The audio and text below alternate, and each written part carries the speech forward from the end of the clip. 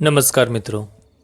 अगर किसी भी क्षेत्र में सफल होना हो, ऊंचाई पर जाना हो, तो अति सशक्त मन और बलशाली शरीर, इन दोनों की आवश्यकता होती है। किंतु दृढ़ इच्छा शक्ति वाला मन ही आपको हर जगह पर ऊंचाई पर पहुंचाता है। तो इसीलिए मैं आपको 5 ऐसी चीज़ें बताने वाला हूं जिनको आपको आगे के 30 दिनों तक लगातार हर रोज़ करना है। इन चीज़ों को करके मेरे स्वयं के जीवन में बहुत बड़ा बदलाव आया है। कुछ छोटी चीज़ें और कुछ बड़ी चीज़ें, बहुत सारी चीज़ें बदली हैं। जैसे कि खाने में हर सब्जी को खा लेना, यहाँ से लेकर जीवन में किसी भी प्रकार की मुसीबत परिस्थिति आ जाए, उसका मेरे मन पर कुछ भी असर न होना, या फिर शरीर को किसी भी प्रकार का कष्ट हो तो उसका भी असर मुझ पर न होना। लेकिन हाँ, इन सभी 5 चीज़ों को आपको लगातार हर रोज़ 30 दिन तक ज़रूर करना है।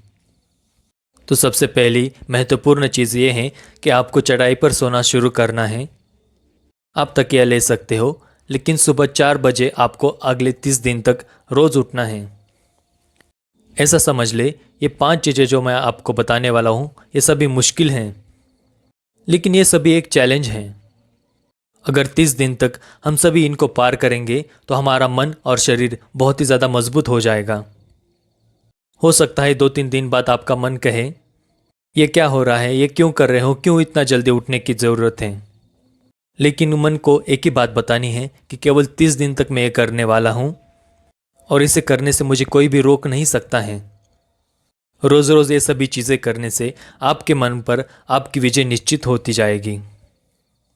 सुबह 4 बजे उठने के बाद दूसरी चीज़ आपको ये करनी है कि घर से बाहर जाकर कम से कम 2 किलोमीटर तक आपको या तो चलना है या फिर दौड़ लगानी है।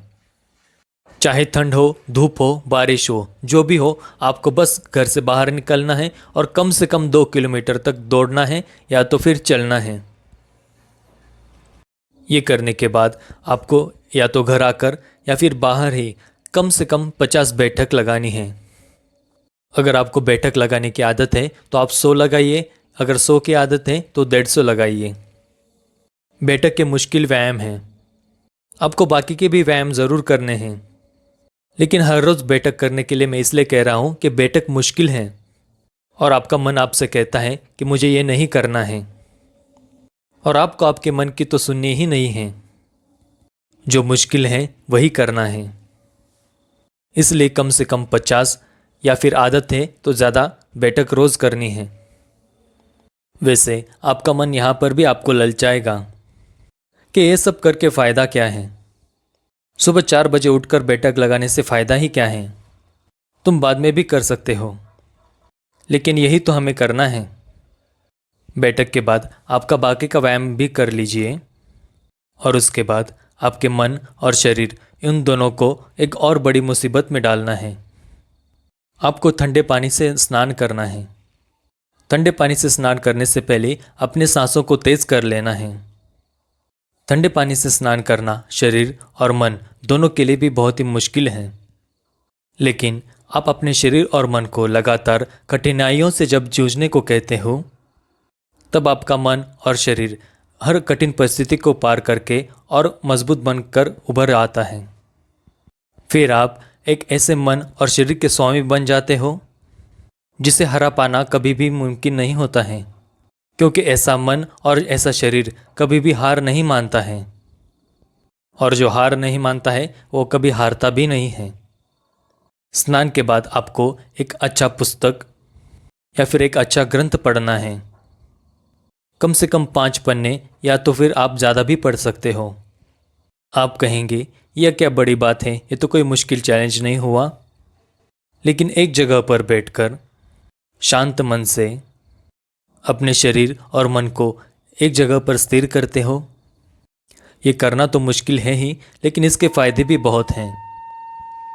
अब सबसे आखिरी और महत्वपूर्ण चीज़ ये है कि आपको व्यायाम के बाद और पुस्तक पढ़ने के बाद पौष्टिक आहार लेना है।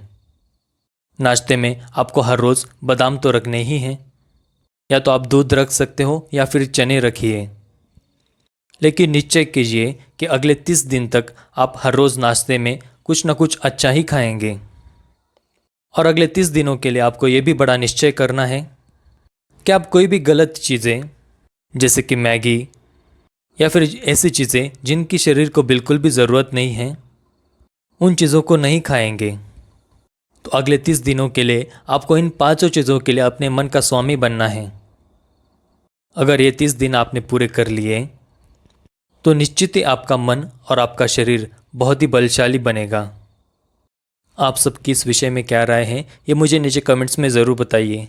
वीडियो देखने के लिए बहुत बहुत धन्यवाद। मिलते हैं अगली वीडियो में। जय श्री राम।